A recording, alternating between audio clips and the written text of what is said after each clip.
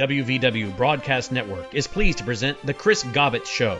Chris is a national security consultant, speaker, and conservative commentator. As the lead undercover researcher in one of the most successful post-9/11 undercover operations in the United States, Gobbett posed as a Muslim convert and gained access to Muslim Brotherhood and Hamas-backed organization leadership meetings.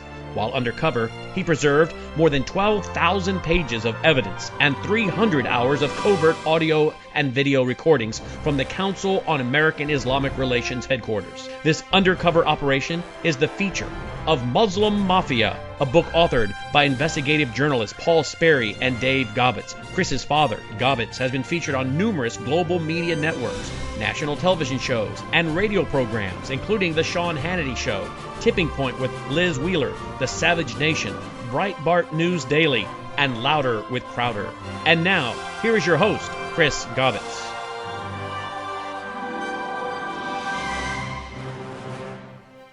Hi, I'm Chris Gobbett with WVW Broadcast Network. Thank you so much for joining us today. We have a great show today. We will be talking about preserving our God-given rights and freedoms, particularly today, the Second Amendment. Now, if you've heard me speak before, you know that I am passionate about working to save this country at the local level. We are going to conserve this republic the same way that President Trump won, county by county, state by state. That means getting involved at the local level. I have with me tonight a very, very special guest. His name is Mark Robinson. Mr. Robinson? Yes. I didn't have time to You have to give us your name. Oh, I'm sorry. My name is Mark Robinson. I live at 4015 Sassafras Court. That's right here in Greensboro. I've lived in Greensboro all my life. I didn't have time to write a fancy speech. I didn't have time to, I didn't have the resource of an English teacher to sit down and write a speech with at school today and be, brought over here or practice or anything. What I really came down here for is this. I've heard a whole lot of people in here talking tonight about this group and that group and domestic violence and blacks, these minorities and that minority. What I want to know is, when are you all going to start standing up for the majority? And here's who the majority is. I'm the majority. I'm a law-abiding citizen who's never shot anybody, never committed a serious crime, never committed a felony. I've never done anything like that. But it seems like every time we have one of these shootings, nobody wants to put the blame where it goes, which is at the shooter's feet. You want to put it at my feet. You want to turn around and restrict my right, constitutional right that's spelled out in black and white. You want to restrict my right to buy a firearm and protect myself from some of the very people you're talking about in here tonight. It's ridiculous. I don't think Rod Serling could come up with a better script. It does not make any sense. The law-abiding citizens of this community and many communities around this country, we're the first ones taxed and the last ones considered and the first ones punished when things like this happens, because our rights are the ones that are being taken away. That's the reason why I came down here today. Gun show or no gun show, NRA or no NRA. I'm here to stand up for the law-abiding citizens of this community, because I'm going to tell you what's going to happen. You can take the guns away from us all you want to. You all write a law, I follow the law, I'll bring my guns down here, I'll turn them in. But here's what's going to happen. The Crips and the Bloods on the other side of town, they're not going to turn their guns in. They're going to hold on to them. And what's going to happen when you have to send the police down there to go take them? The police can barely enforce the law as it is. As what I see, we demonize the police, criminalize and vilify the police, and we make the criminals into victims. And we're talking about restricting guns? How are you going to do that? How are you going to do that when the police department's already hamstrung? You're not going to be able to go down here and take these guns from these criminals. So the criminals are going to hold on to their guns. They're still going to have them. They're still going to break in my house, and they're still going to shoot me with them. And guess who's going to be the one that suffers? It's going to be me. Well, I'm here to tell you tonight, it is not going to happen without a fight. And when I say fight, I don't mean shots fired. I don't mean fist thrown. I mean I'm going to come down here to this city council and raise hell just like these loonies from the left do until you listen to the majority of the people in this city. And I am the majority. The majority of the people in this city are law-abiding, and they follow the law, and they want their constitutional right to be able to bear arms. They want to be able to go to the gun show and buy a hunting rifle or a sport rifle. There are no military-grade weapons sold at the gun show. An AR-15 is not a military-grade weapon. Anybody that would go into combat with an AR-15 is a fool. It's a semi-automatic .22 rifle.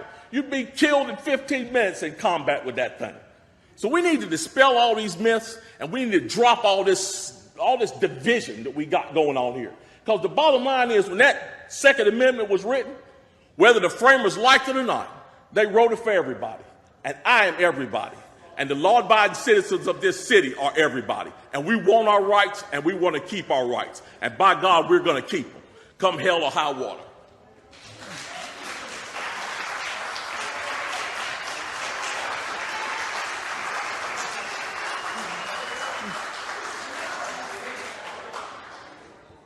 He's the executive director of Majority Matters USA. And Mark, thank you so much for taking the time to join us today and to tell us a little bit about your story. Thank you for having me, Chris. It's a pleasure to be here. Oh, thank you so much. So we just watched a video that to me is one of the best speeches that I've ever seen on City Council before. Walk us through a little bit of that. What was it like that day? And then tell us a little bit about what happened afterwards. Well, I actually heard about the meeting the day of the meeting.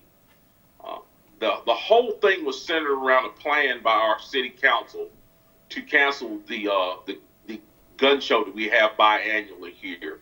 Oh, well, yes, it's held biannually, I guess. It's held twice a year, close enough to twice a year. But they planned on canceling it because of the shooting that happened in Parkland, Florida. But, as tragic as that shooting was, I didn't think it was any reason to try to punish all the people who could enjoy the gun show, law-abiding citizens. But right. Turns out they couldn't.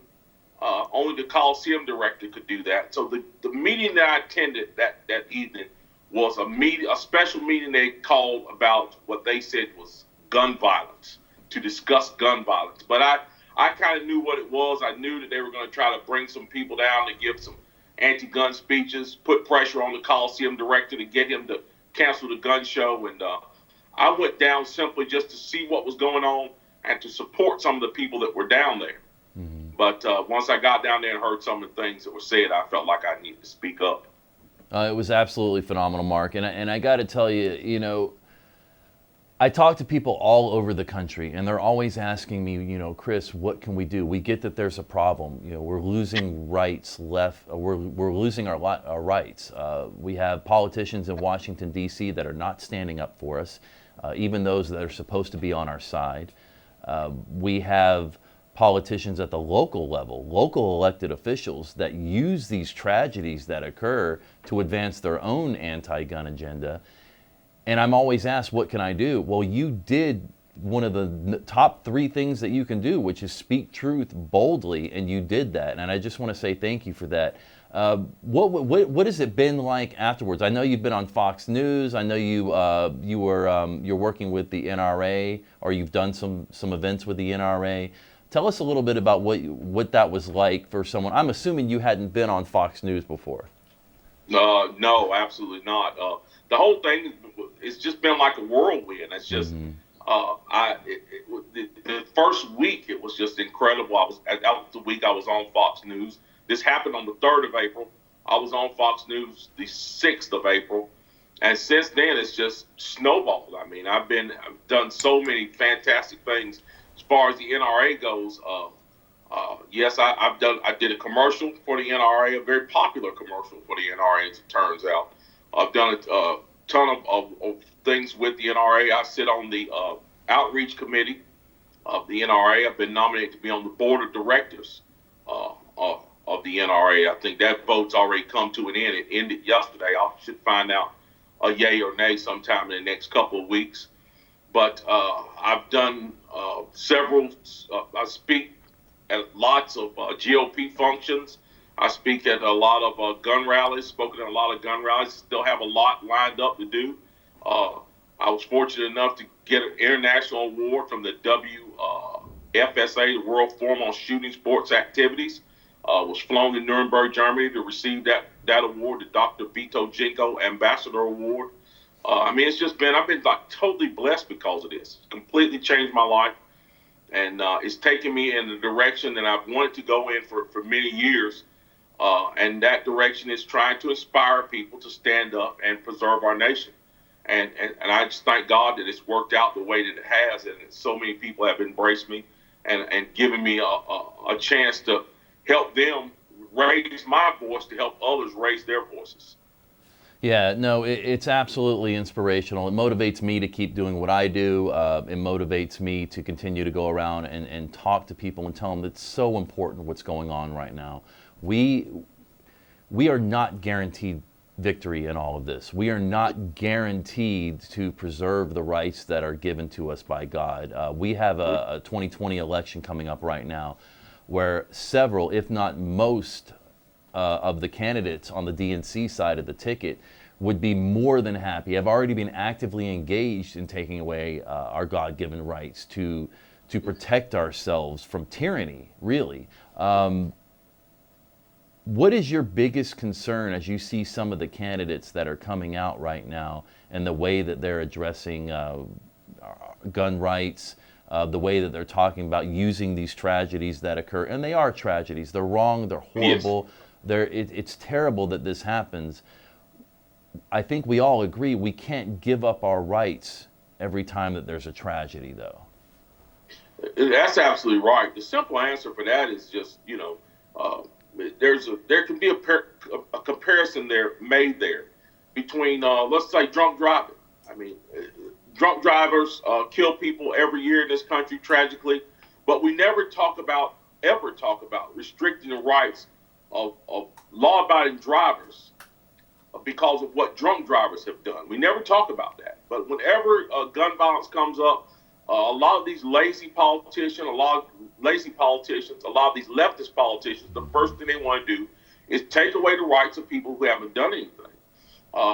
You asked about what I see as the most dangerous thing in all of this. The most dangerous thing in this is not necessarily the fact that these people want to try to do anything to necessarily take away the rights. It's who is trying to take away the rights and why, to me. And it's plain that the people that are trying to do this are Marxist socialists. Yes. And their intentions are not just to disarm us for the purposes of making us safer. It's all about total control for them. And they know that the only way they can gain total control of the free people of the United States of America is if they disarm them. There is no other way that they can see that can be done. There is no other way to control the free people other than to disarm them. That is why it is at the top of their agenda to destroy the NRA and gun owners of America and get the guns out of the hands of the free people of the United States of America. Because for them, it is about control. And it starts with disarming people. Absolutely. You nailed it, Mark. I just have to say it is so frustrating. From my perspective and for many of my colleagues, we understand that there are two main movements going up against this country right now, and you just nailed the first one and the biggest one and the one that's been most active in this country for decades. There is a real Marxist socialist movement that has been active in this country for decades, which is why you're seeing the culmination of that right now. This division that we're seeing is not on accident. This is a pure Marxist strategy. I don't know if you saw the tweet that Bernie Sanders came out with recently where he called for a new progressive world order. That read Marxist socialism right there. Yes. My biggest concern is that many on our side of the aisle, people that you and I would agree with as conservatives, but they're not using the words to define our enemy in this. And our enemies in this are Marxist socialists. If we're not going to describe who is trying to take our rights away, and we don't define those terms, we're never going to defeat them in the public sphere. And so thank you, really, again, I already thanked you one time for what you said in front of City Council, but really that's huge. The fact that you're out there speaking the truth about a real Marxist movement in this country. What kind of reception do you get when you travel around and you speak to groups and you bring up and you correlate the gun rights debate or attempted confiscation and Marxist socialist ideology. Any pushback on that, or people? What's your reception been on that? Yeah, absolutely not, because most of the circles I travel to and most of the groups that I speak to, they're well aware of this fact. And the people who are not well aware of the fact, once they're made aware of it, they readily embrace it, because there are a lot of people in the country who understand that something is going on. They just don't know who is behind it. And once you give them that name of Marxist socialist, and they go and they look it up and they study, it's right there in front of them, right in front of them, right there in black and white. They can read it, and it's like a light bulb going off over their heads. They go, this is exactly what I'm seeing. This is exactly what I'm seeing in the news. This is what my kids are being taught at school. This is what's being taught in the movies and the music and all this stuff. This is where it is coming from. This is the ideology that has been haunting us, but we could not put our fingers on it. And the reason why many haven't been able to put their fingers on it is because we were not taught this stuff in school. Yeah. My generation certainly was not taught this stuff in school. I had to learn this stuff by study on my own. It's been very dangerous and very insidious. But once you point it out to people who can see the problem, once you give it that name, it's easy for them to see it and understand it. No, thank you, Mark. And it's really important. And one of the things, we met at one of the events that I do where I speak publicly. I know you're traveling around speaking. It is so important to get people to understand that Washington can't fix all of these problems. And as much as I support, and I know you support President Trump, he is one man up against an establishment that is absolutely bent on destroying his agenda. And so as much headway as he will make and has made as the president, there's only so much that one man can do. We, people like myself and you and all of the wonderful patriotic Americans that we come across around the country, it's up to us to stand up in our communities and root out the Marxist influence on our city councils, on our library boards, on our school boards, on our zoning commissions, our mayor's offices, our chiefs of police, our sheriffs, everywhere that Marxism has penetrated, we have to root that out at the local level. If we do that, we protect ourselves county by county, state by state from this influence of Washington, D.C. But what's up next for you? Do you have a website that you're going to write a book? anything up next for you? Well, I have been kind of hanging back and trying to see which way this thing with the NRA is going to go. Okay. What my role with the NRA is going to be, how much of my time is going to take up, and where I'm going to land with that before I made any concrete decisions. I have actually started on an outline for a book. It's not necessarily just about the city council meeting, but it is focused around that. I'm also weighing some other decisions here locally.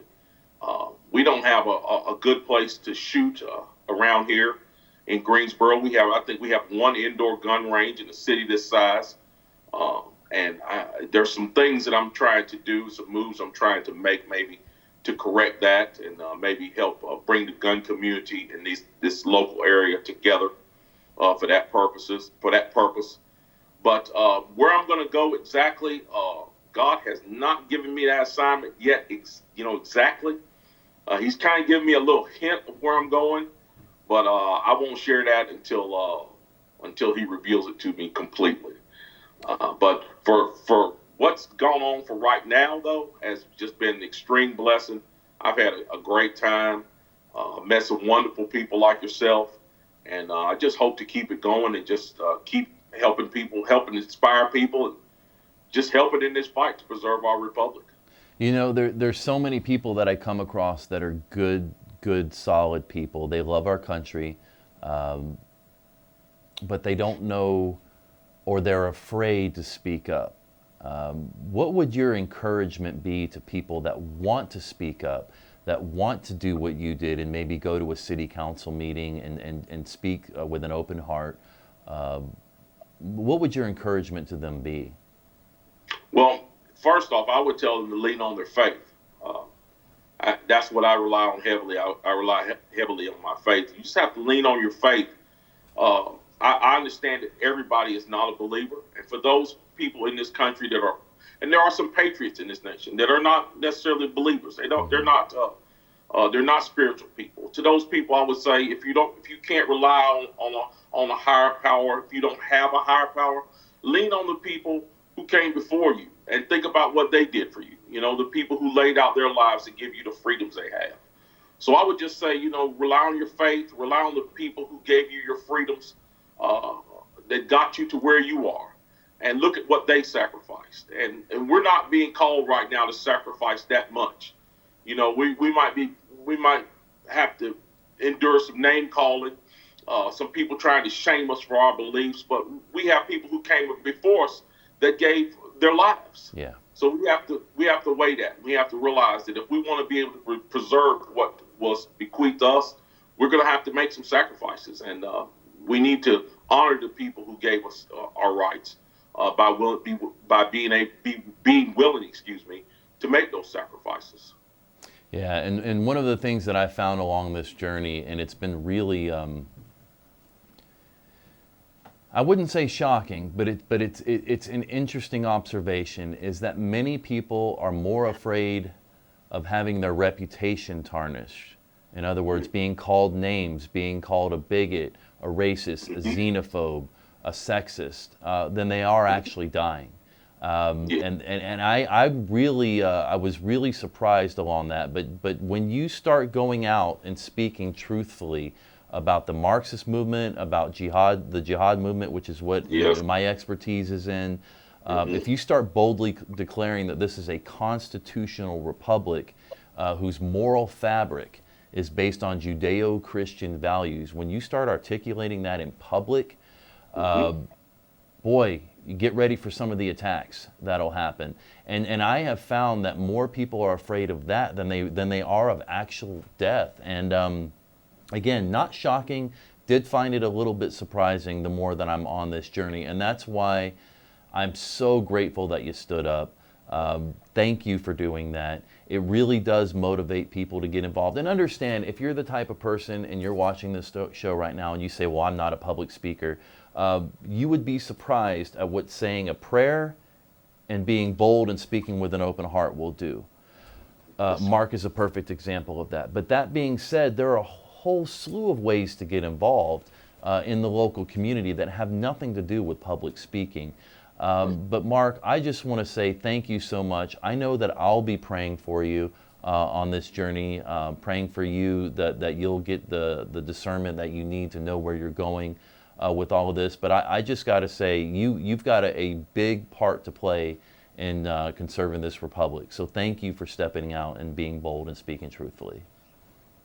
Well, thank you again for having me here. And I'd just like to add to what you said. Yes, I think the absolute foundation of this country, of what's going to save this country, is going to be the people of faith of this nation who understand how this nation was formed and why it was formed. And also to all the people out there listening that may listen to this interview, yes, that's right. Your talent may not be public speaking, but everybody has some talent that they can give to the cause of freedom. Find out what that talent is, get involved, and give it to the cause of freedom. Yes, thank you, Mark. And by the way, you travel around, you do a lot of public speaking. Is there somewhere, if somebody wants to have you come and speak to their group, is there a website that they can go to or find you on Facebook? How should people reach out to you? You can find me on Facebook. That's the easiest way to get in contact with me. My Facebook page is Mark Keith Robinson. I also have a Facebook page, which is I Am the Majority. And then I have another one, which is Majority Matters. And then I have a website, which is MajorityMattersUSA.com. That's MajorityMattersUSA.com. You can get a hold of me on any of those platforms and send me a message if you'd like for me to come speak, and my wife will get it. She'll turn me in the right direction and give me a shove, as she always does. So. Well, hey, Mark, thank you so much. It really means a lot. God bless you, and we will be in touch soon, my friend. All right, thank you. Well, I tell you what, Mark is incredibly inspiring man. He really stepped out there and he did the right thing, which is speaking truth. And in a world right now, in an environment right now where we have nothing but pseudo realities and pseudoscience, it's really encouraging, it's refreshing to have somebody boldly get in front of a city council meeting and speak truth, and then continue to speak truth. So I want to thank Mark again for coming on. Phenomenal man, and he's a true patriot, and he's really going out and doing the right thing. Now, if you've seen me before, you know that my passion is getting in front of groups, conservative groups around the country, and talking about local activism, which is why I had Mark on the show right now, because he's inspiring people to get involved locally at the local level, not just in elected positions, but real activists, real conservative activism is more than just getting people elected. If you want me to come out and do a workshop with your group, if you want me to come out and speak about my undercover experience with the Muslim Brotherhood, I'm glad to do that. Reach out to me at wvwtv.com/Chris. That's wvwtv.com/Chris. I'll be glad to come out and speak to your group. And I just want to encourage everyone right now to believe what you're seeing. We're in an environment right now where we have politicians promoting a global progressive Marxist socialist order. If you go on the website, if you go on the DNC's website and look at their platform, and then you scroll over and look at the Communist Party USA's platform, the same verbiage, the same phrases, the same socialism is being described there. This is why I'm so passionate, and I've made a commitment between now and November of 2020 to speak to as many conservative groups as I can in person, because we are going to take our country back the same way that President Trump won the presidency. County by county, state by state.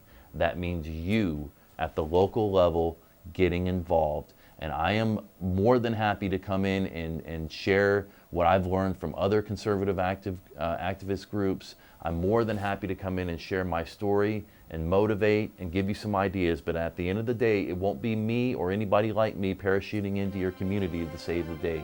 It'll be you. So thank you for watching. Till next time, I'm Chris Gobbett.